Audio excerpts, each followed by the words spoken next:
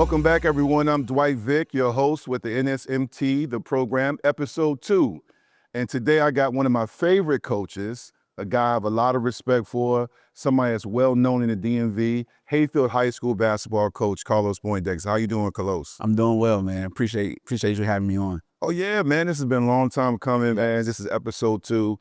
You've been on my platform before, but as you know, I'm also with NSMT, and this is something we want to bring to everybody, dive into more of your personal background, the program itself, Hayfield, and everything you got going on with this wonderful school, the kids you coach. 14 years in the business. Yes, 14. Can't believe it. 14 years. You not tired yet? A little tired, but I love coaching, man. I love being around the kids. They keep me young. Yeah, they do. And every generation is different. Every group is different. Speaking of generation, let's go back to yours. Yes. I'm a few years older than you. I'm from the 757, so I didn't grow up in Northern Virginia, even though I've been living up here 26 years now. Hayfield basketball has a rich tradition. You're talking about great players, legends, a lot of guys and young ladies that have come through it, not just in basketball, but football, track and field, baseball. But let's talk about your journey. Before you were head coach, you played here. You're one of the few guys that are coaching at his alma mater, which is very rare and sometimes challenging because the expectations fall on you and you've been part of the expectations you helped create. Right. What was it like to play here? What do you remember? I really remember that it was a great environment that Coach Metris, who was the head coach here at the time, it was a great environment to be in. We had very, very good basketball players. We got 2 guys that's in the Hall of Fame that was a part of the program when I was coming through that I had to compete against to even get on the floor. Because, they've been on varsity since they were freshmen, and I'm coming in after the fact, trying to find my way as well. So it was great because, I got put to the test every single day, and, I try to have my best foot forward to give Cornell Felton, who was the point guard at the time, who was a 2-time All-Met player here. So, I had to play behind him. But, when I got to a junior, I was able to, start damn near half of the games. I made Coach Metris put me on the floor. So, that's where I got my grit from a playing style, and then from a coach style. It all came through, all through.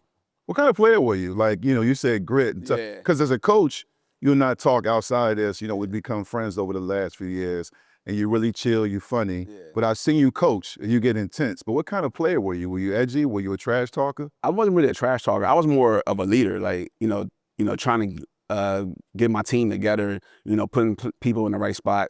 I was a really, really good defender. A very, very good ball handler. That was during the time where it was like the and-one stuff. So I was heavy in that realm. Getting downhill, paint touches, and then finding my guys.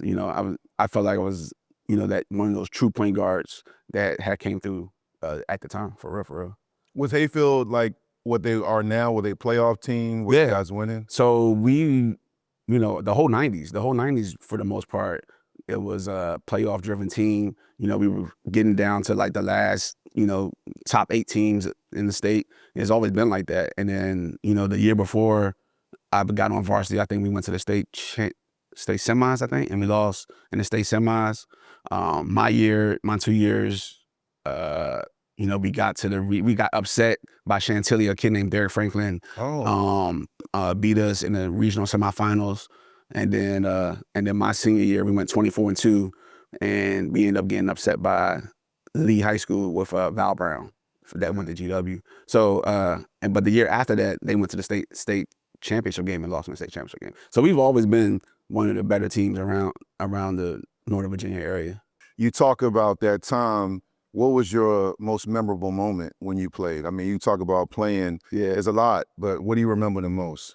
I just remember being around the guys. I have like 4 or 5 friends that we grew up together on the high school side, and we're still friends to this day. So I just remember us, cultivating that relationship on the court, and then having even more fun off the court. So I remember that the most. On the basketball tip, I feel like I remember just us being dominant. Like, we were a run and gun team. Like, we get up on the floor, like, scoring in the 80s, where now, most games are in the 60s, 50s, and 40s. So, Coach Metris had us playing a great style, and it was fun. It was fun to be a part of. And, we were a hard team to beat. Yeah. When you talk about that time and a hard team to beat, Yeah. you're in the moment, so you're not thinking about life after basketball. Nah. But eventually, you're a coach. But before you became a coach, I've often interviewed a lot of coaches. They always talk about coaches that influenced them. Were there some coaches that influenced you during that time, as well as were there some players you watched on TV? YouTube was just kind of coming out, I think. Were there some players and coaches that influenced you? Yeah, like players wise, Nick Van Exel, because he was a lefty, flashy type of guard. Jalen Rose, another lefty that I really liked, and Gary Payton. Those are like some of the three guys that, I kind of like emulate my game after as a basketball player. Yeah. And then on the coaching side, growing up, it was always Coach K. Coach. You like Coach K, you like what they run and what they do. Coach K, really? Yeah. I would never think you would say that. Because you got, Northern Virginia, DC, Maryland, DMV. I thought you were going to say John Thompson. Well, I will say that. So John Thompson, or especially early on, like my middle school years, because my dad was a big Georgetown fan, so we would always go to a lot of the Georgetown games, and you pick up that style of play defensively of what they want to do. So yeah, definitely John Thompson. Also, another one was which is crazy, is Coach Cooley. What? Before at Providence, like as I became a coach, I started to watch Coach Cooley and the things that he was doing. No doubt. Yeah. So, just again, we're talking about your journey. You're done playing high school ball. Yeah. It's a harsh reality. It happens to a lot of us, whether it ends in college, that you get a chance to even have a chance at pro, or for many of these guys, it ends that last senior night or in the playoffs. Right. For you, when your high school career ends, what happened next? After high school, I went to JUCO. I played JUCO 2 years. I went to Potomac State College up in Kaiser, West Virginia. My swingman, Joe Harden, rest in peace, and then Tony Nylander, all three of us went to Potomac State, played there, won 2 conference championships over there as well. And then, it was time I had some offers to go to a couple of D2s in West Virginia, but the West Virginia vibe and feel, I was more worried about having fun than trying to continue to play basketball at that time. So I said that I was going to go to Virginia State, where I ended up graduating from. So I go to Virginia State. I'm doing all the workouts with the team and everything. And then the coach brings me in and says, you need 48 credits to be eligible. And I had 47. I had 62, but only 47 transferred over. And so I was 1 credit short, and I was unable to play on the team that year. And then that following year, they bring in a new coach, and the new coach brings in all new players, and that was the end of my career. Really? Yeah. It ended like that? It pretty much ended like that. So you didn't hit the portal like they do now? Nah. My mom was like, just stay there and graduate, because I only had 2 more years left. So it was just more about just getting out of college at that time. Wow. Yeah. Was it hard?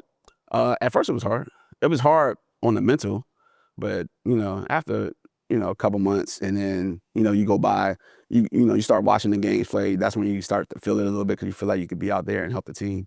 But that just wasn't my case. Yeah. I thought about transferring, but I just stayed. Yeah. Well, I didn't know that's how it ended. Yeah. I mean, that's very abrupt. Yeah. I mean, a lot of guys, man, I know men older than us that are still regretful how things ended. Like, talk about it, this would have happened, or this coach was hating on me. But there was no bitterness, or there was no like, oh, why me, or like, this is not right or unfair? Nah, there was no bitterness. I mean, I just understood what it was.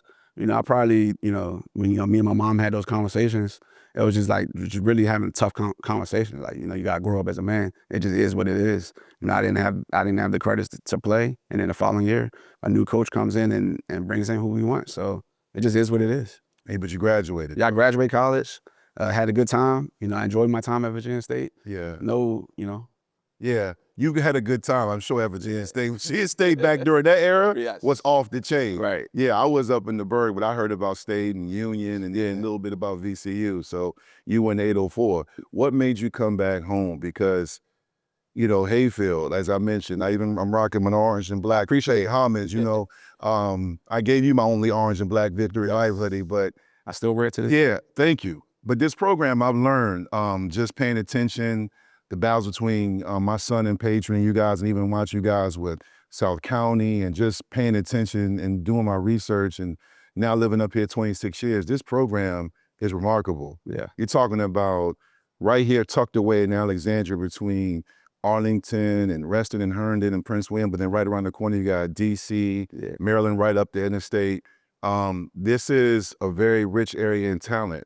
And you come back here and you decide to coach. Was that your first stop, or did you do some volunteer work, or how did you know, and how did that opportunity come to get you here? Man, ironically, my volunteer work was volunteering here at Hayfield and being the coach in the off season. So Coach David Abella, who was a coach here for a long time, he was the assistant for Coach Thompson. And Abella asked me to coach in the summertime, so I would coach and this is where you used to play at Georgetown in the summertime. It was a big, summer league down here. So we would, I coached in that, and I would do that for 2 summers leading up into me graduating college. It was kind of like my internship type thing. Yeah. So I did that. It's funny, like during those times, I didn't really speak a lot. All I did was just sub. And that's it? Yeah, for real. I really wasn't speaking I had to find my coach voice. So it was cool though, going through that experience. And then after I graduated, my pops was like, I was like, what do I do now? Basically, that's where I was. I was like at the crossroads, just get a job or just whatever, living life. My dad was like, give back to the community that gave you all the tools that you did to become a man that you are now. And my biggest way to get back was through basketball. So after I graduated, I came here and became like the freshman coach at the time, and then JV coach, and then just continued to move up. Who was the coach at the time when you came here? So when I first came here, it was actually, I think it was Abella. Coach Abella ended up being the head coach at the time. And I was a freshman JV coach, and then Abella left after 2 years. And then Coach Ron Palmer, he's a super coach from California, Long Beach, California. Won 600-something games over there. So he's a legend in California. And then he moved down here, and he was the coach for 6 years, I think, here. So I learned a lot from under Coach Palmer. I've coached AAU, I've coached football, travel, and I've even been on the high school level helping out. I loved it, but I remember my first time coaching in 2008. I was the assistant coach and the O-line, D-line coach at Parkfield High School. Yeah. I loved the kids and I loved the challenge, but I've been lying to you if I didn't tell you I was a little nervous or anxious, even though I had a rich history myself of playing. Right. Was there any nervousness, or you just kind of came here like, all right, you weren't worried about, I'm not going to win? Not talking about when you became the head guy. I mean, even on the lower level. On the lower levels, no, because, I was always coming back. So I kind of knew the kids already. So I knew what I was getting myself into. It was just, me learning as a coach, becoming a bigger adversary for the younger generation. And I think I did a good job of, or especially early on in my freshman JV years, I feel like I did a good job of cultivating a good stepping stone for the varsity team. Because a lot of my guys, got to move up and become legitimate players on the varsity. So I feel like as a freshman JV coach, that's what you need to do, is help prepare those young guys to be varsity members. As this is happening, I'm gonna ask you a hot take now. Yeah. As this is happening, you're coaching JV and freshmen. Yeah. You're not the head guy yet. Did you ever sit on the bench or look, even when you watched games, and said, I would have done that differently, or like, man, Slim don't know, man, he don't realize what he got, or why you not pressing? Yeah. Did you ever do that? I probably had those thoughts in my mind, but I would never portray it onto the court. Because I would sit on the varsity bench and be a part of that. My thing when I was a varsity assistant was just help the guards, and I was just talk to them and tell them what I see on the court and different things like that. So that was more my realm of helping them. I wouldn't say I would do this, I would do that. I would not ever put that out there. Oh, okay. Because everybody thinks they knows. Yeah. And everybody thinks they can sit in the seat until they sit in that seat. Of course. And you realize, man, this is a real deal. This is not a game. Like, I hear that when I sit in the stands, or even when I'm watching the game, and, was in my son's games last night, and everybody thinks they know what they should do. Yeah. They have no idea. During that time, were there any conversations with your family as the opportunity is about to approach when you become the head job, like, if I get this, or were you looking at other jobs you may take in the DMV? I was never looking at, I didn't even know if I truly wanted to be a head coach for the varsity level. Especially like my first 4 or 5 years, I was just coaching. I was having fun with that. As it got closer to where Coach Palmer was about to retire again, start having conversations with the AD, different people around the building about becoming the head basketball coach. So, you start to have those thoughts, and then, you talk with your wife to see if she would be okay with that. Especially early on, I'm gonna tell you, I was coaching AAU and high school basketball at the same time. And you was coaching. yeah, my wife told me that I need to pick one. So I ended up picking the Hayfield route because it's my school. I want to help bring it back to where it was in the glory days. Yeah, and when you're named head coach, Yeah, how did it feel? it felt great, man. It felt like dream come true. I felt like it was my opportunity to help this program get to another level. And we're gonna get to that another level in a second, but I want to give you a chance right now to talk about those early years, because we all know a lot of the household names in the modern era, and we're going to talk about that legendary run you had those 2 years when y'all were beating everybody. Yeah. The Greg Jones and those guys. But there were guys before them, and sometimes with social media, it's all about right now. We forget. Correct. We don't always pay respect. Even in the NBA, we don't remember the Penny Hardaways and some of the guys before you had the legends you have now. There were other guys that were really good, that really made this program run. In your early years, who were some of those kids you coached that you really enjoyed coaching that really were good as well on the court? Yeah, you probably gonna get me in trouble with this one. I'm probably gonna forget some. It's okay. Well, just to let everybody watching, it's okay. He still loves you. Go ahead. I love all the kids, but some of the kids that stood out to me, especially early on in my career, was Tyler Silman, shooting guard, played at Alfred College and up in New York. He was a really good talent. I remember him. I remember Amir Atkins, who was really, really good. He was a freshman, sophomore when Coach Palmer was the coach. So I got him his junior, senior year, and he was pretty much like the face of the program at the time. Really, really talented kid. Could shoot it, could score it at all levels. And we just didn't. And that was 2014. We just didn't have the type of year I thought that we were going to have, because we had a bunch of sophomores as during that time. So it was him and a bunch of sophomores. So we had to, learn how to grow as a team. But then 2015, man, I had studs like Elliot Donnelly, who was an all-Met kid, two-time state kid, all-state kid. Tyler Hodge, who was a football basketball kid. DeLon Thomas was our forward. Then you got my brother, Carlos Poindexter, who everybody thought was my son, but in reality, he was really just my brother. Cal Fox. We had like 8 guys. It was like 8 seniors that really put us on that map to start, as far as Hayfield is concerned. We went out to go play everybody. We played pretty much a lot of different teams throughout the DMV. That's when I really started just playing. I stayed away from playing on the Northern Virginia side. I would go to DC, I would go to Maryland, play over there a lot. So our kids got better doing that.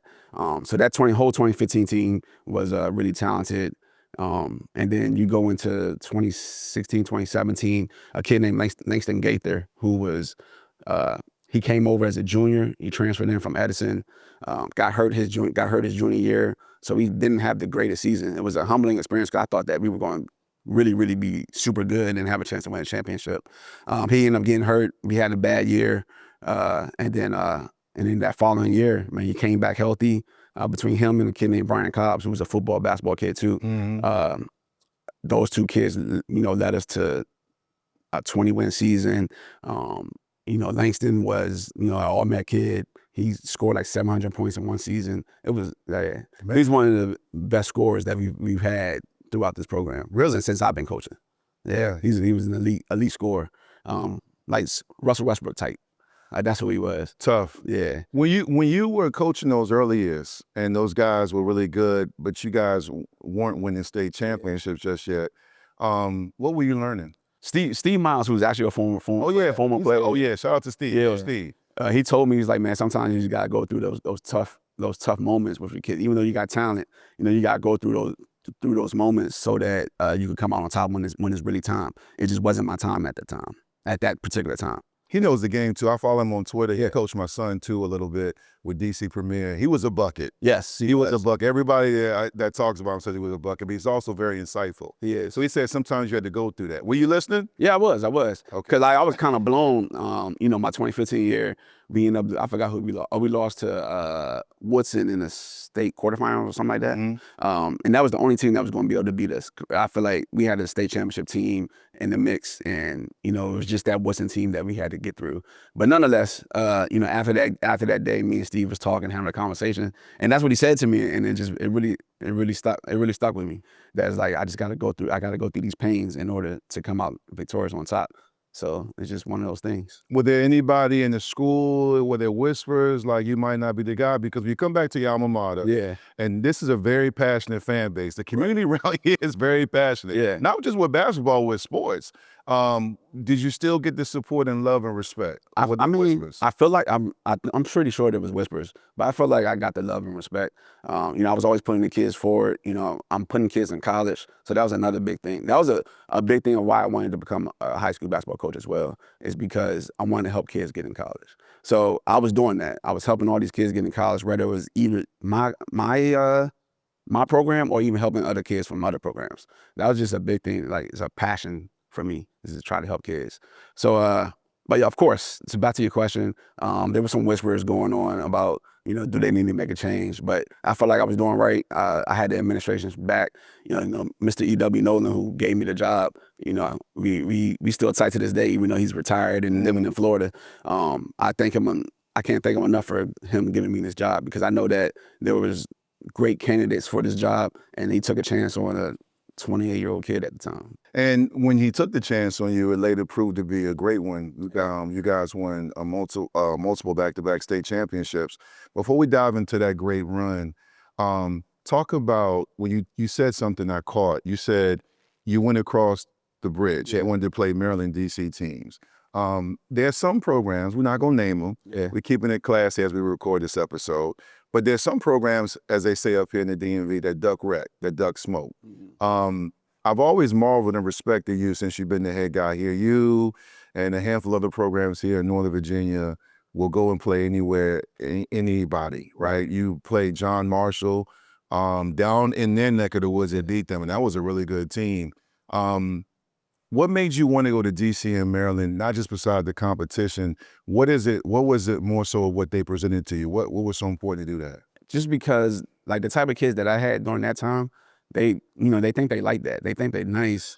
They think that they can, just be anyone. So I feel like, well, let's go there. Let's get out of our comfort zone and go play for some bigger, stronger, better teams. Not even necessarily better, but just bigger, stronger, more toughness comes out of those particular areas. So, you just want to go out there and compete and go play. So, like, when I got the job, it's a dude named Brian Eames, who's, does a lot of events around here in the DMV. It was at Oxon Hill. So we played over at Oxon Hill. He had it was probably like 28 teams over there. And, you went over there and you can go compete. And the first year that you had it, I think we ended up winning it. So that's when I knew that our team was going to be pretty good too. Yeah. But yeah, so, and from there on, you just continue to go find the best record you can in the off season. Yeah. Just continue to keep that going, continue to get kids better as much as we can, and show and prove, man, that Hayfield is that. Yeah. That's what I always wanted to do, is just put on for Hayfield, put on for Northern Virginia, and let everyone know that, this black and orange team, we're going to go out there and go compete versus the best. Did you go down to my area, 757? Because where I'm from, Yeah. they think we the best at everything. Of course. Matt Hatfield would have events, so we would play in his events. Played a couple teams down there. I think the biggest one was in 2022. We played versus, what's the Hand? Donald Hand Jr.? Oh, Lansdowne.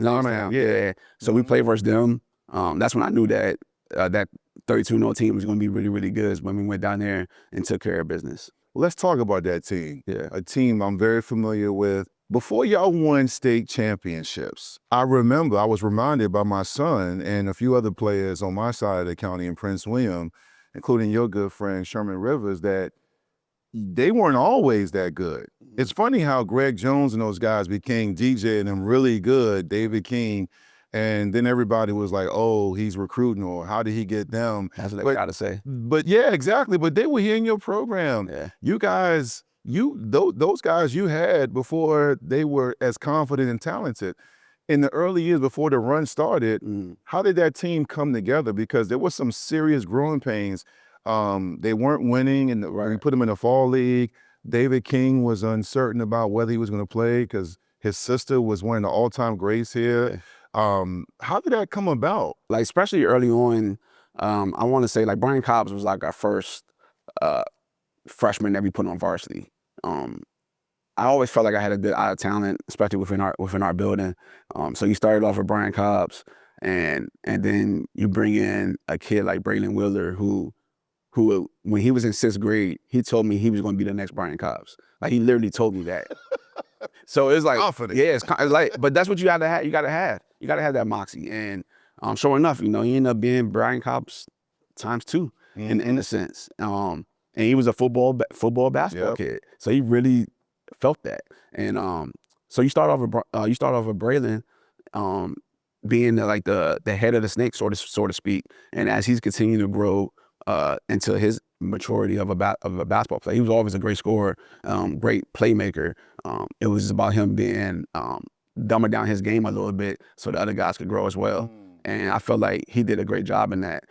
So you started off with Bray, and then you add in the big three with Greg, David, and DJ. Those guys coming in as freshmen, still don't really know what they're doing, just out there playing. But you could tell that there's some talent there. Nobody, and I'm gonna say this humbly, no one would have put David King on varsity as a freshman. Nobody. You see a 6-foot guy at the time, he wears goggles, don't really pass the eye test. But I saw something great in David early, especially because he went to our camps, and then you saw him play in the rising freshman leagues that we had. I was like, man, we were going through a rebuild anyway, so I was like, we might as well just do a full rebuild. And then you add those 3 guys into the mix with Braylon. And I had a kid named Daniel Peterson at the time, who was like our player of the year.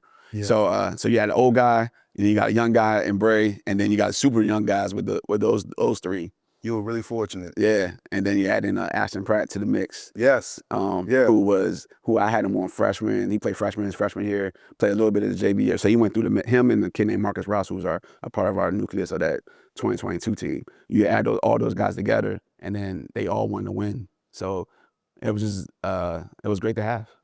For the record, I'm telling everybody watching this, I saw David King maybe before you did at a University of Georgetown basketball camp.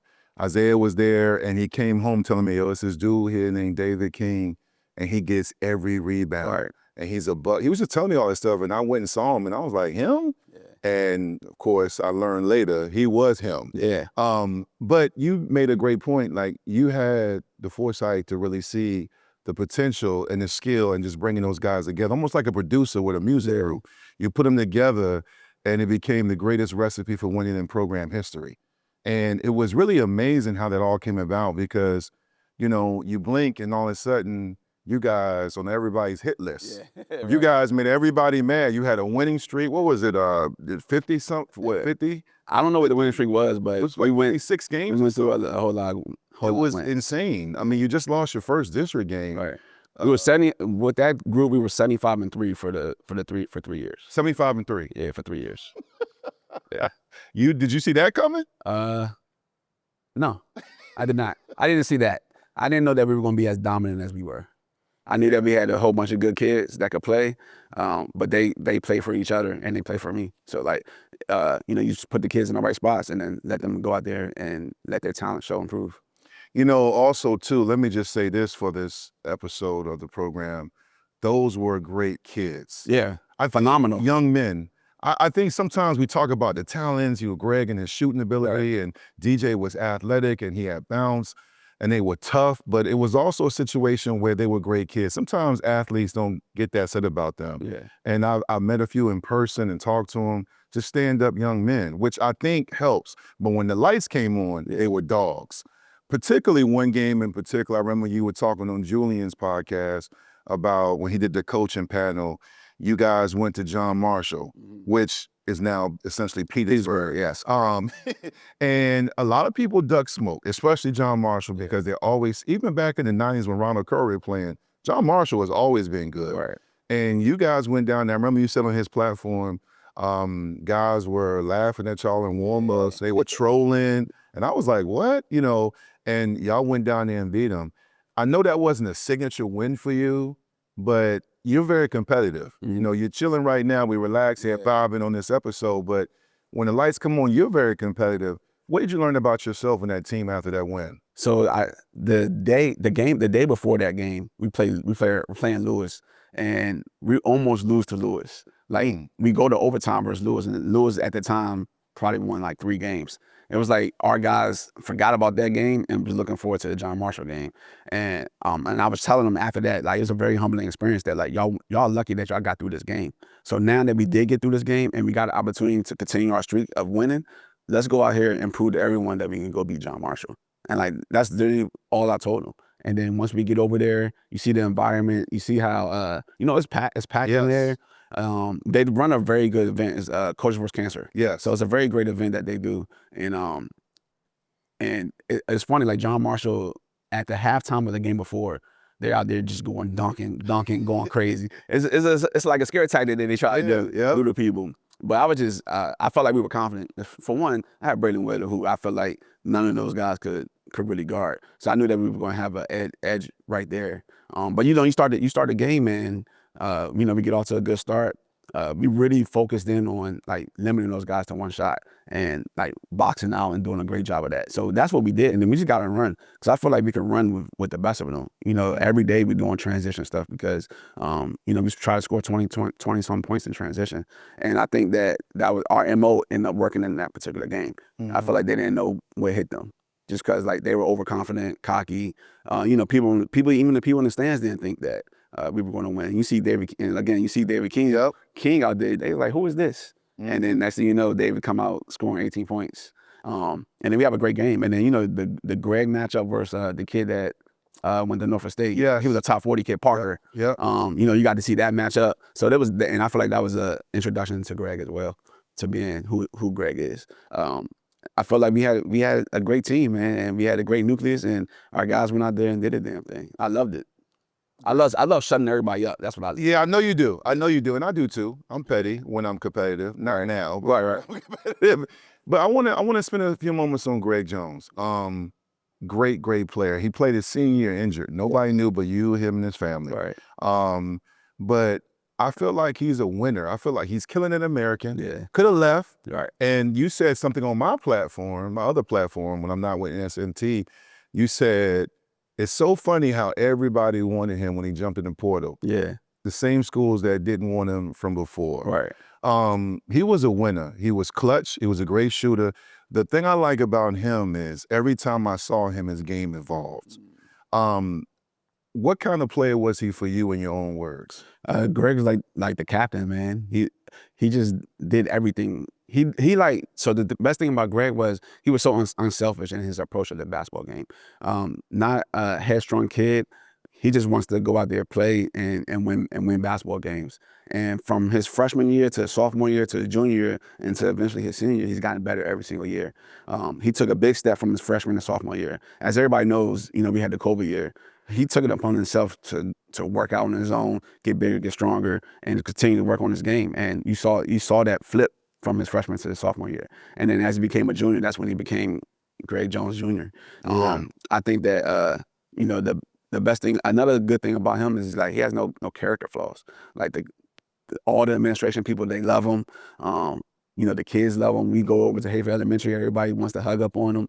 He was just one of those great community kids, and he's from the area. Like he lives right down the street from Hayfield, so he came in through Hayfield Elementary, Hayfield Middle School, Hayfield Secondary. So it's like you have a kid like that, and he has a great family as well. You add all of that to the mix, and you get a great kid in Greg Jones Jr. But he was tough too. Oh, he's really tough. For him to be a light-skinned kid, people probably didn't think that he would be tough.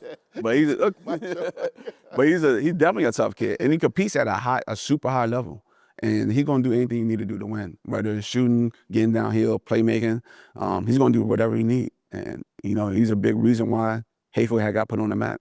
You see a 6'6" kid who's having a little bit of success, and then you turn it, you add in that we go 32-0, and he's the face of the program. Aaron Jones, who used to coach in D.C., then he went to Oregon. Now he's back here. Yeah. He's at Woodbridge High School. I've met him through you and Sherm. He's a friend of mine now. He talked on Twitter one time because my son is a year or two behind Greg, and he talked about how much he loved and respected Greg, how despite the offers he had and the credibility clout he had, he still was willing to play for New World and come off the bench. Right. I just thought that just spoke so much about him because a lot of guys with his resume would never have come off the bench. Even though he was playing, Right. he still came off the bench. What do you think, is that, you mentioned his family, does that come from his family as far as his mindset and willing to understand the bigger picture? It probably could come from that, but I just think that's just Greg. That's just how he is. He just wants to do whatever he needs to do to win, and whether that's starting or coming off the bench, that's what he's going to do. I'm pretty sure he wanted to start because we had those conversations, but he played his role and did it well. Yeah, and that's how they won a championship. So you talking about a kid that's won an AAU championship on the circuit and then win the state championship, 2 state championships with his high school team. that's why I said winner. Straight. And he's winning the American. Yeah. Yeah, is it winning? And then won the conference championship at the American, the first one since 2012, something like that. He's a winner. I'll make sure that he's a winner. Another guy that's a winner for you that was on that team, the first one, was DJ. The guy I used to text you about, I used to talk about. I liked him. I like guards. Yeah. I like guards and wings, but I definitely like guards. He could go. Yeah. How was he for you that season? Because he was huge when I saw him play. Yeah, because he probably got the short end of the stick of some of the stuff like voting wise, just because we got so much talent and people want to vote who they want to vote for. But DJ is a big reason why we were good, because he guarded the best players. I still remember we played versus South County for the regional championship game, and they had a kid named Andre Spate. Oh, Yeah, Andre Spate. that's my guy. Yeah. So his dad trains my son. Yes. Yeah. We had a great game plan, and DJ took that head on, and they were the better team at the time because we were still trying to. Yeah, he got Player of the Year. Yeah, DJ dominated that game from the defense standpoint and from an offensive standpoint. So I knew that DJ was going to come into that 2022 year and have an even bigger role for us, and he did, and he played phenomenal, man. He's had a great career with us. It was just that he had to play the back burner to Braylon and Ashton at first, so he was just like slight role player in 2022. In 2023, he ended up becoming the state player of the year, which is a story in itself, because now, and this is no shade at the kids, you and I in the group chat, we have great conversations about the new age of high school, the high school portal. Yes. Where now kids aren't as patient. Right. For DJ to sit and wait his turn to get his turn to drive the car, it's not easy, because he knows how good he was and he waited. He wanted to stay here and play for you and your assistants. Right. That doesn't happen anymore, and that just shows his character. But also, speaking of that, waiting his turn, a lot of people talk about that legendary run, those 2 years, and the first team to win it. But you also had, which is not talked about enough, a very good bench. Yes. Talk about the bench, because again, it wasn't just Greg and David. It was the bench. Because I don't think people talk the first one. Yeah. The bench was really, really big on a lot of the games y'all won, even some of them close ones. Right. There's a kid named Marcus Rouse. He's at UVA. He was he walked on for a couple of years, and now they got the new coach, and he's just about to graduate this year. But nonetheless, Marcus Rouse was a very key contributor for us off the bench. He did an amazing job. It was like when we sub out David, he could come in, he can guard 1 through 5. You take out Greg because Greg gets in foul trouble. You could put Marcus in. I felt like he did a great job for us, man, keeping everything still keep the motion going. And I think that we had him. We had a kid named Andy Ramirez who we brought up second half of the season. Yep. He did a great, don't know no English at this time. This is a kid that didn't know English. But we come in, and he would come in and give us good minutes off the bench, but we had to give guys a break. Those are 2 of our biggest guys that would come in, help us keep that lead going or push the lead even forward. I feel like, we went 7 deep for the most part throughout that whole year. We were a little bit deeper in 2020. We were a whole lot deeper in 2023. Yeah. But 2022, it was 7 guys. The thing about it is, though, when you talk about the rotation, what I'm also referring to is the behind the scenes is the fact that to get those guys ready, your bench had to challenge them in practice and push them, because iron sharpens iron, of course, so to speak.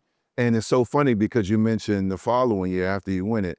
But before I touch about the back-to-back team, because that team, you had a few guys, my man that transferred here. Yeah, Donnie. Yeah, before we talk about Donnie and those guys, when you win a state championship, a lot of people thought it was going to be y'all and Patriot. Correct. Because never before had you had two teams, regardless of triple undefeated, undefeated, right? undefeated, right? Right. And Patriot didn't show up. They had the tough loss to Battlefield. You guys are playing Battlefield. And I'm watching that game. I remember I just took off because I was going to be off anyway. And I watched that game on the app. And Matt Hayfield and those guys on the call, I think it was him and Ed Young, and I'm watching the game. And I'm like, wow, man, like in the first half, y'all were tight. Yeah. Y'all was like, Battlefield gonna win this game? And then Greg guys come on. Yeah. And I remember the scene. I remember, and again, I'm not trying to troll or nothing like that. I just had so much respect because when I look back at my own career, I still remember the games we should have won, especially the state championship game. We lost every year as a team that won it. I remember seeing you with your arms around your players and your coaches, and you got emotional. Yeah. You got emotional, and I watched it, and I was like, man, I really want to know what that feels like. But I didn't as a player. What is going through your mind? Were you overwhelmed? Were you like out of body experience? Because it's just the student section was lit. Yeah. I mean, it was so much orange and black, and it almost became the official state color. Yeah, for sure. It was so much in there. I loved it. You know, at Battlefield, shout out to them. They played tough, but you guys were the best team in the state that year. Yeah. And you showed in the second half, especially. Greg got hot, had a bang out. Yeah. I mean, it was really great to see, but you're emotional. Right. Why? It was a lot, man. I feel like, we really went 32-0. Like that, I think that was like a big thing, was just us finishing that job and going undefeated. I think like the emotion just got the best of me. And then, I was thinking about my mom. My mom had passed away. So I was thinking about that. So it's just all of that, all of those emotions in one that and then we finally did it. Put Hayfield on the map. I did everything I said I was going to do as a basketball coach. So, yeah, I think that's what it was. And, all 13 guys that we had, plus the coaching staff, I think that we did a phenomenal job in coaching those guys up and having them play every single night at a high level. Yeah, shout out to your staff too. Yeah. You got a great staff. I love them. Yeah, let's mention them a little bit. Yeah. Talk about your staff. Coach Mike Lee, he's been damn near by my side my whole career. So you had him, Coach Tim Ellison, who's like our player development coach, Coach AJ Fitzgerald, who's like, my right-hand man, who's actually going to potentially take this job over once I finish. And then Shanika Peebles, who's gets it all in the guy's head, gets them from a mental standpoint. And then Coach Abella, who really wasn't a coach on the staff, but he was instrumental in doing all of the scouts for us and getting us prepared from that standpoint. And the great thing about it, you're sitting there, may your mom rest in peace, may God watch over her. You're thinking about her, everything you have been through for that one moment. You're emotional. You guys get the trophies, the medallions, all the different things. You go get turned up, and then you run it back. Right. Because a lot of people would have been complacent. Yeah. They were like, hey, you can't tell me nothing. Like Kanye, I'm like, we good with Gucci, you know what? And you come back and you start the season off with a highly anticipated game. You win at the buzzer against Patriot, almost near sold out crowd in this gym, in this high school. And then you get everybody's best shot. You go from like, oh yeah, they nice, they good, to like, yo, I can't stand Hayfield. We got to beat them. Right. I believe that year, I went to one of the games. You played Edison 4 or 5 times. Yeah. And they played y'all tough in that state semi game. Or regional championship. Regional championship, I apologize. And I mean, every game, even the South Lakes game. Yeah. Jordan Scott got hot in the first half. So, I mean, I can point to different games in the season. Madison, it was weird. The foul count was off. I mean, it was like, whoa. Weird game, say no least. So I'm just highlighting all the different things that happened throughout the course of the season. And then you added some players.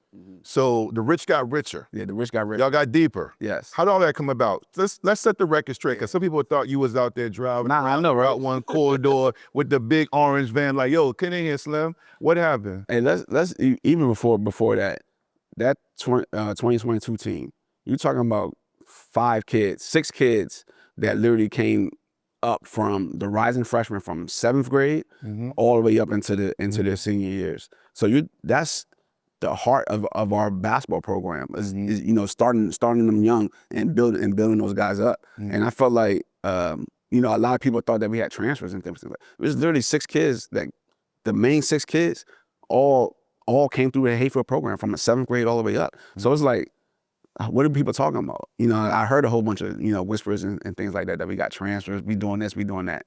So that 32-0 team, no transfers. Now you fast forward to 2023, everybody wants to be a part of what Hayfield do. So you do get a transfer. You get a transfer like Donnie Bass Briscoe, who was an excellent guard at West Potomac. You know, move into our area. You get a kid from a private school named Jalil Jackson, who was who I think was a junior at the time. He transfers in, and then you get a big one and John Awoke, who just magically just says, "I'm here." Like no conversations or anything. He's just like, I'm here. He self-enrolled himself into the school, which I never even knew that you could do. And my EW Nolan, you know, my AD, Yeah. he going crazy because he's like, you know, you see all these transfers coming in, but like to his credit, man, he made sure that everything was done by the book. Like whatever these kids, however they got transferred in or moved into our area, he would not let those kids step on the floor until everything was the I's is dotted and T's is crossed. It's like for John Awoke, he didn't play the first few games. Like he didn't play in the Patriot game. No, he didn't. He made up for it. Yeah, he did. and then we had some other guys that moved in that was just role players who ended up becoming really good players that following year in 2024. So but yeah, I mean, you know, like you said, the rich got richer, and it's just about managing talent at that point, making sure nobody gets complacent. You trying to do a great job of having tough practices and making sure that those guys never rest on what they did the year before. Yeah, I watched the running back docuseries a few times. I said to you before we did this episode that it was really well done. Remember when it was done and it was really good. And I'm going to say this to be real with you, and it was a sense of arrogance, but a respectful arrogance where that season when y'all won it for the second time, watching that, I almost feel like you were never worried. I'm just telling you, I'm a good observer. You know, I was watching, it was like, even when some calls weren't going your way, South Lakes made y'all sweat a little bit. Edison was trying to beat y'all, and they had some bigs. They had that number. They were a really good team. They were a very good team. You know, Patriot, that first matchup, I mean, it was down to the wire. You got everybody's best shot, but even then you was like, hey, I think if we do what we gotta do, we'll win. Like you were just on some, like Drago from Rocky, if he dies, he dies. He just. Now, you know what it was? A big thing was because we went 32-0. Like I really accomplished everything at the highest level. So now moving forward there's nothing. It's nothing to me. It's just about trying to get our guys to play at a high level every single night. So from that standpoint, I was never nervous. I always felt like we want to have an opportunity to win every basketball game that we put out, that we were scheduled. So it's just our guys just going out there and doing their jobs, man. That's what it really was about. You know, no sweat. I think that, you know, we lost a game that year. We lost to Jackson Reed, and I was never worried in that game. I always felt like we were going to win that game. It just didn't happen. You know, it just wasn't our night. Plus some of the official type stuff, but you know, it is what it is. It was a great game. Actually, you know, whatever our record was leading up into that, you know, it was a big thing. That was like a game of the year type situation, and we just didn't come out on top. But nonetheless, you know, we won 30 games that year, lost one, and we won the championship. And we ran it back. We did everything we said we were going to do. Does it, when you repeat as a champion and you're at VCU in the Siegel Center and you get the trophies again for the second time, the fan support was still crazy. It was a night game. I heard Deion Sanders say one time when he won his first chip, it didn't hit him like he thought he would. I know the first one really hit hard. There was a variety of reasons why, and you really appreciate it.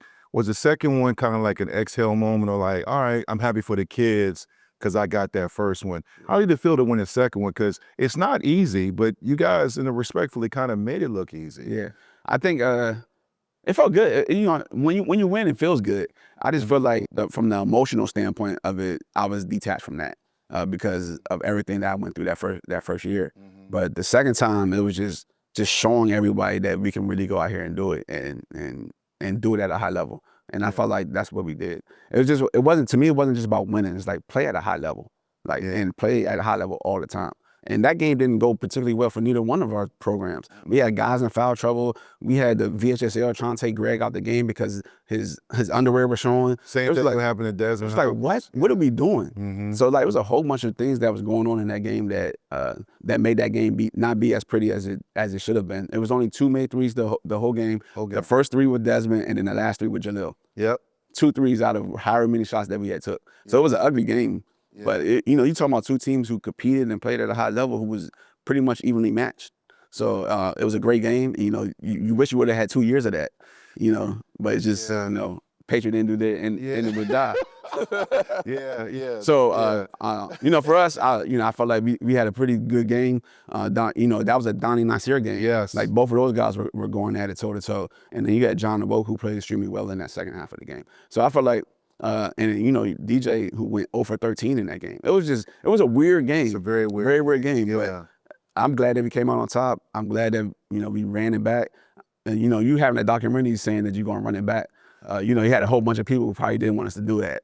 So we actually go out and actually get that job done and do it in a high fashion that we did. That's why to everybody. Yeah, salute, because that's why I use the term respectful arrogance, because it was, for the old heads out here, this reference is going to make sense, when the '85 Bears made the Super Bowl Shuffle song in week 8. Yeah. So they made a song about winning the chip in week 8, right. And they won it. They went 15-1. You guys made a docu-series called Running Back, and was recording. I remember y'all even had the shirts, right, and y'all ran it back. Yeah. So that was remarkable, and that was history. And since then, the expectations have been crazy. Yeah. Because as I always tell you and Anthony Mills and all the coaches I talk to, Doug Craig, when you win and you create these expectations, you become a prisoner of the expectations you create. But now the dynamics of DMV sports and really the state of Virginia has changed since then.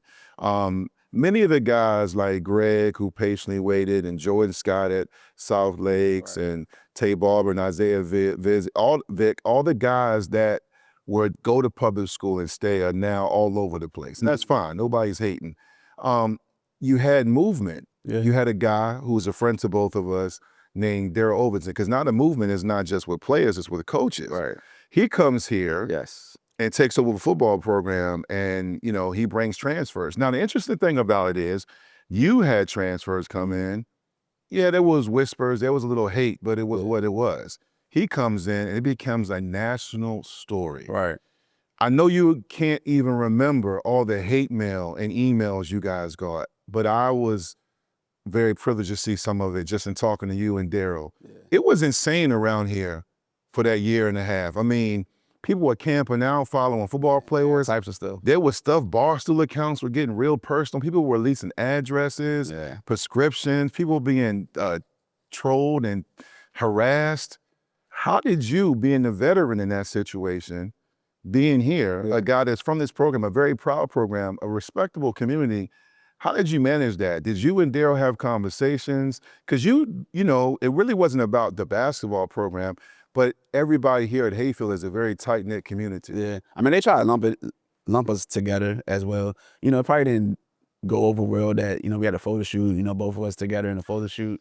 That probably should look nice, right?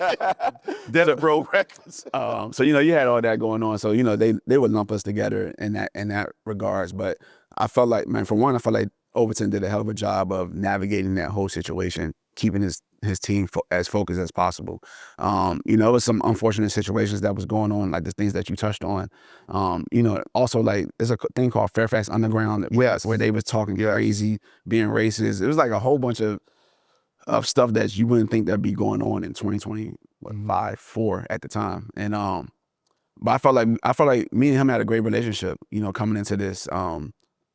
He had some football, basketball kids that we were able to I want to say take advantage of, that we were able to have on the basketball team.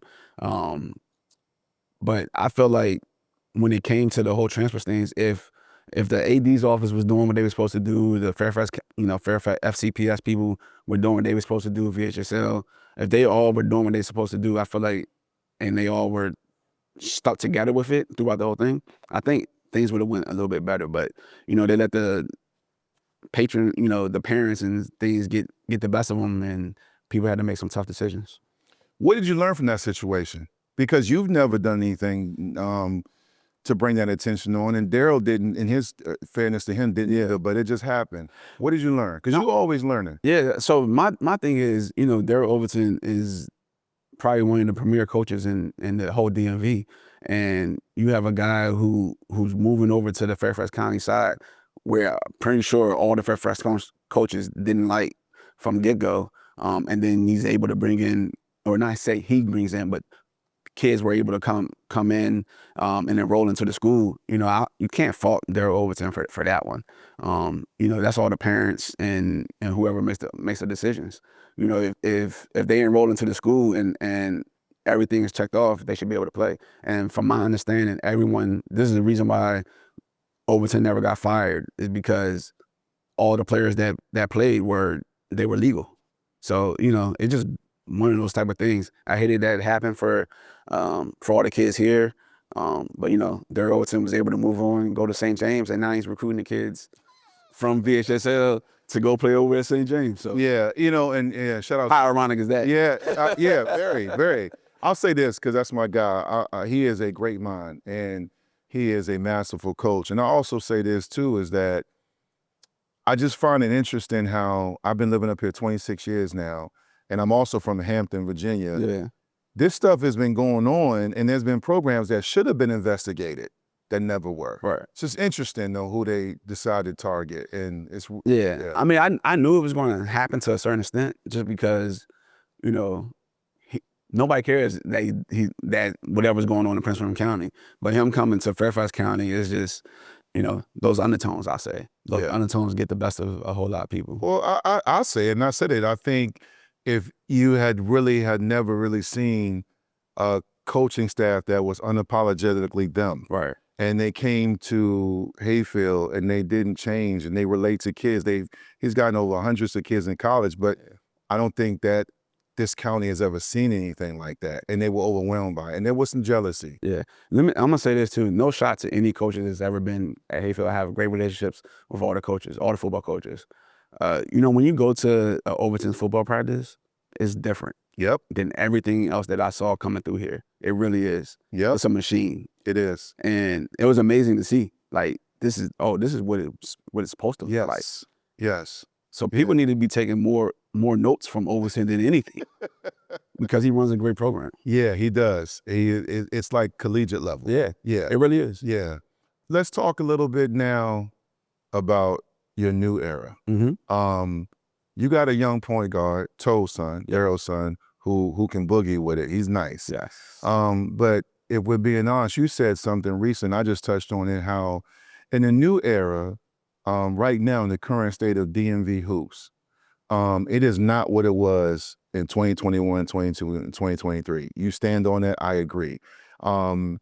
It's not so much that your kids or other teams are not good players. It's just, there's so much movement and kids are impatient, and then the level is not the same, but you still have some young, raw talent. Talk about this year's team as we record this episode, how you guys are doing, and how are they learning how to meet those new Hayfield expectations? So I start off with Christian Toe, who goes by CT, freshman guard, amazing skill set. The parents did a hell of a job of training him up to this point. Now it's just about him growing up and getting more mature in his game. But the skill set, the base is there. And then he's ultra confident in himself. Probably a little bit overconfident, but it's great to have. You don't see freshmen like how he is. As a kid out of OP, that's pretty good too. Oh yeah, That's pretty confident. Yes, he is. Like average about 18 points. Yeah, that's like CT. So you don't get to see that often. And you see it as soon as you get to watch that kid play a game, that this kid is gonna be really good when it's time. And he has the opportunity to actually go on and have a 4-year phenomenal career, 1,500 points type thing, 500 assists. He could have one of those type of careers because he's that talented. And then I have another kid named Chase Jackson, who's a sophomore, who I feel like is our backcourt for the next 3 years. You put those two kids together, and as they continue to grow, hopefully they both get bigger. You're talking about 2 top guards like how Cornell and Steve were, or Braylon and Ashton. You get to see that that motion that's about to happen with those two guys. And then you add in, a guy named like Grant Cage, who's a junior right now, who pretty much is playing behind those guys, but comes in the game and does a hell of a job for us. I hopefully he makes all district team this year because he's done a really good job of coming off the bench and doing his role. And then we got a senior Rodney Carmichael. His father is the head coach at Chantilly High School, but his son plays over here with us. And I didn't know that he was going to have a year that he's having right now. He's having an amazing year, player of the year type year. If we win out, I feel like he should be the player of the year of our conference, and that would just be another player of the year to add to the legacy of Hayfield basketball players. And then you add in Landon Judy, who's been hurt, hasn't had a great year, but he's a leader for our team, and does you got to take the ball out, got to guard the best players. He has the opportunity to be the defensive player of the year. So we got some guys that can really hoop. They just now this is their first time getting really really good minutes, and now it's like it's on their shoulders versus it was always been on other people's shoulders, and they had to come in and provide a spark. I also got one more kid I want to shout out is AJ Moore, who is a really good scorer that comes off the bench. He's been playing well as of late, and I've been starting him these past few games. So I feel like we got a nice little starting lineup, and got some guys that's coming off the bench that's going to give us a spark. Now, I mentioned that you and other coaches like yourself become the prisoner of the expectations you create. Are your players on the flip side getting the consequences of the expectations you created? Because I see clips and stuff going viral on TikTok, and people are like, how does it feel? Yeah. And they dumping Gatorade bottles and throwing up confetti. Right. And it's like everybody's trying to get their lick back. I mean, you guys were undefeated in district play for years. Yeah. And that's not easy. And now it's personal. Even though you guys are still having a good season and have a chance to get into postseason play, is it funny to you? Are you looking like, okay, I'm keeping receipts? Yeah, I mean, of course you keep receipts. You definitely keep receipts. But one thing that I've always been told is that a coach can only put players in a position to win. The players got to actually go put the ball in the hole and get stops. It's a big reason why we call our stuff stops and buckets. If we do that, I feel like we have a great opportunity to go win a whole bunch of basketball games and have a great run for the playoffs. I think that we had fell short in some aspects from a defensive standpoint that I hate, because I'm a defensive-minded coach, and that's my struggle, is trying to get those guys to play at a level defensively that's going to be so elite that it doesn't matter if we can't hit threes. And hopefully we can get to that point when playoff time comes. No doubt, yeah. It'll be good to see, man. Are you still? We started this episode off of the program with your journey and the intrigue and excitement and how you never wanted to get into it, then you fell in love with it. Do you still have the love, even though these kids, you have to hit the reset button with getting them to learn? You know what it is? To me, it's not hitting the reset button. We got a whole new clan of kids that never really played elite basketball before. So my biggest goal is just trying to get these guys to play as elite as they can possibly play. And if they meet that expectation of being elite basketball players, we're gonna have success throughout this program for years to come. Yeah. Now we're going through a growing pain of we're just so super young. We had no guys outside of Landon and Judy who got starter minutes for our basketball team. So you starting over with 98%, a new team, and for us to be on pace to still win a district right now, I think we're doing just fine. That's good. Well, Coach, I want to get into something real quick, fun. I want to get into some rapid fire. Just answer these honestly. Just some questions I have right here because, I'm nosy. I want to know. Toughest place to play in your district, or toughest place to play in general as a coach? Toughest place to play in our district is definitely Edison. Okay. It's a small gym. We call it the Bird Bowl, so everybody gets hyped for it. It's Kingstown community, so you got everybody that's pretty much in walking distance able to get to that gym. And you play that game on a Friday night, you got to get there at 6:30 or you're not getting in. Yeah. So to me, that's one of the toughest places to play. Okay. From that standpoint, and then another tough place to play is South Lakes, and it's just a weird gym. It's just a weird gym. Like, we've never shot the ball well over there.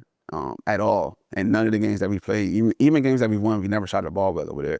And for that reason, it's just one of those tough places to play. And it's not that like the crowd be crazy or nothing like that. It's just tough. It's just a tough gym for our kids to shoot at. Which coach or coaches bring the best out of you when you coach against them? Might be a couple. I'll say one, Mike Barbie from Fairfax. He's a guy that You bring him up a lot. yeah, he's a guy that mixes his defenses up. And you just gotta find what's going to work in those particular games. When he's had his good teams, he's a guy that's hard to for our guys to have the type of success that we normally have had. Because he does a good job of mixing up his defense, junking it up, and things like that. Another one would be Mike Robinson over at South County. I think it's probably more of a talent thing and rivalry type thing. Why the games doesn't necessarily go according to plan, because he's like they're a tough-nosed defensive team just like how we are, and he does a good job of putting his guys in the right spots to be successful. Even though we've probably had we've been the best of them for however many years, leading up into this year. Before it was him having the best of me, so it's just I feel like that's another one. And then I want to say, what's my man over at Madison? Rolling, yeah. Yeah, rollerball, as they call it. He's another one that I feel like, he does a good job of whatever talent that he has to get the best out of whatever they do. And he's just tough to coach. Not say it's coach against, but our players is probably respecting. Our players don't respect them, so they're not doing everything necessary to defend how you want those guys to defend, and they want great action. So great action. Yeah. You have to be patient. Isaiah said his senior year they played him in the quarterfinals, and he came home and he was exhausted. He said, "I've never had to guard that long on one possession in his life. One possession one time was 7 minutes. They just passed, and which is we didn't get into today, but we will again when you're on my other platform, shot clock. Yeah. Good Lord, yeah. So those two guys. Yeah. So those two. So three. You got Barbie, Roller, Mike Robinson, and I say just Brian Meaches, just because you never know what the hell you're gonna get from him. You'll never know. So he's another tough one that I would say that that's tough to beat. David Houston. Oh yeah, Yeah, Coach House. Yeah, especially playoff mode, man. Those kids do a great job of being tough, physical, and they're big, and it's totally opposite of all the Hayfield teams that I have. Mm-hmm. So he's a tough coach to play versus. I feel like they probably even best us in a head-to-head matchup. So I feel like he's another one. He's a big one actually. That I see that's. And it's not from an execution standpoint. It's just from a toughness standpoint, man. Yeah. His kids be way more tougher than my kids for whatever reason. And I try to be as tough as I can on my kids. But when it comes to those type of games, man, where it's in between that orange box or that blue box over there at Westboro, when you got to win the battle of the boards, we got to be better at that. And he gets, I'm over there a lot because of my business, my practice, and they have, that's a great area for talent. Yeah. They got a lot of talent. And all his is homegrown too. Yeah. Like he does a great, truth be told, he does a great job with everything he does over there. No matter what, they still want to win basketball games. When it comes down to it in the playoffs. We lost in the regional championship game in 2024. I watched it. I call it divine intervention because, we had Donnie the year before, and then he was able to come back and win that game. For that reason, we played, after that first 6 minutes, we played horrible and couldn't finish the job. But shout out to them. They did a good job. Yeah. Now, this one's going to be tough because I'm going to dig into your memory lane. Toughest player you ever had to coach against? Because you've seen a lot. Yeah. I'm talking about like we tried zone, we tried trapping. He was frying us. No disrespect to your players. Right. But as a player like, hey, yo, you called, Sherman and them like, hey, man, he fried us. Or he just was tough. Or, because I talked to coach and they, you see him now when they're done, they're like, hey, we played against Allen Iverson and he just took over the game. And our guys were playing hard. Is there a player not so much Iverson, but somebody you coach? So I brought up 2015, we played versus Woodson. There's a kid named Eric Bowles. He's probably in like these last 15, 17 years, he's probably like one of the top 10 point guards to come through here. He scored 22 points in the fourth and overtime game. And I felt like we did a great job in the first 3 quarters. In the fourth quarter, it changed. So I would say him, he's probably number 1 on my list because if we beat Woodson, we're going to win the championship in 2018. So him, who was someone else that like really dominated us? Man, it's a kid that was at Madison, 2018, I think. He dominated us too. It was a district championship game. I think we were undefeated in the district during the time, and probably favored to win by like 7. Let's say It was a -7 spread. That kid, I can't remember. I wish I could remember this kid's name, but he was the point guard for that team, and he went to Indiana just to go to school. He didn't even play college basketball. But he dominated us in that game. He was a tough check for us. But I definitely say the Woodson guard was probably, he gave us nightmares. Yeah. Last one on the rapid fire. Biggest regret as a coach? Maybe you should have called a timeout one game and you would have won the game, or a kid you should have played sooner. It doesn't have to be that deep. Yeah. I guess my biggest regret as a coach is a kid that wants to go play college basketball, and I can't make that come true for him. That's my biggest regret. Is when those times happen. Why does that bother you? Because like when I was in high school, and no shot at Coach Metras and their staff over there, he's a great, phenomenal coach. I felt like they just didn't do enough to help kids get in school. And when I took over the job, I said that wasn't going to be the case for me. It's like when I take over, I'm going to help. If a kid wants to go play college basketball, I'm going to help them get into college. I can't make a college coach take that particular kid, but I'm gonna do my damn hardest to make sure that happens. And when it doesn't happen, I feel like a failure. I can respect that, because I think just from being a father and a guy that was blessed to play and have offers and have teammates that went on, even if it was just for a few years and they stopped playing, that is not so much about getting the chance to get a degree, but just that exposure and that experience is life-changing. Right. And I know I didn't get there by myself. I had great parents, but I also had great coaches that made sure I got to class and made phone calls. You've done that. I want to say that, man, because even for my own son, right, you made calls. You called some D1s. You asked for tape. Yeah. It wasn't just your players. Right. You helped other kids here in Northern Virginia get looks. Yeah. I try my best, man. Yeah, I really do. I like if it was a kid that I like or even have a relationship with, I'm gonna try my hardest to try to help that kid, because for that reason some of these coaches aren't doing what they're supposed to do to help these kids get into school. And I just feel like as being one of the top coaches in the Northern Virginia area, that has a lot of reach with a whole bunch of college coaches. It's only right for me to help. Yeah. And if I see a kid that I think is not getting recruited at a level that I feel like they should, I'm gonna do my part to try to help. Coach, this has been a lot of fun. I do want to ask you one last question. When you talk about legacy, you talk about Hayfield basketball, you're still on your journey. You're not even close to being done.